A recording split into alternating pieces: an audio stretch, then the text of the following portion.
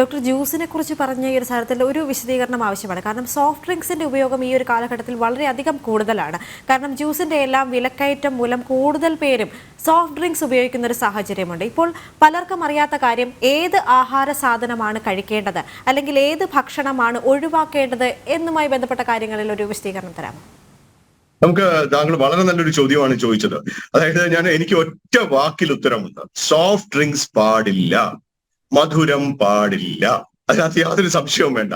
കാരണം പലപ്പോഴും എന്താണ് പറ്റുന്നതെന്ന് പറഞ്ഞാൽ, പ്രത്യേകിച്ച് ഉഷ്ണത്തിൽ, ഞാൻ പറഞ്ഞല്ലോ, വെള്ളം ഒരുപാട് വേണം, ഉപ്പ് വേണം.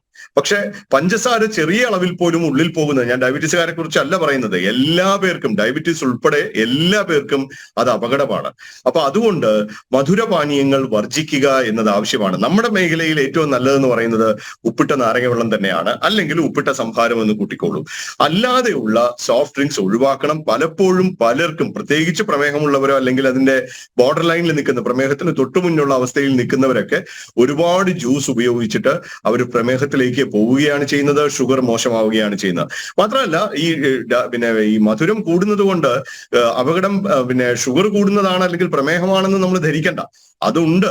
പക്ഷെ അതിനു പുറമെ കരളിൽ കൊഴുപ്പടിയുന്നതിന്, ഹൃദ്രോഗ സാധ്യത കൂട്ടുന്നതിന്, രക്തക്കട്ട പിടിക്കുന്നതിന്, ഇതിനൊക്കെയുള്ള റീസൺ ഈ അമിതമായിട്ടുള്ള ഷുഗർ ആണ്. അപ്പൊ നമുക്ക് ശരീരത്തിന് വേണ്ടാത്ത ഒരു സാധനം നമ്മൾ കഴിക്കുന്നത്, ഒരു സാധനം പറഞ്ഞാൽ അതിന്റെ ഉത്തരം മധുരം എന്നാണ്.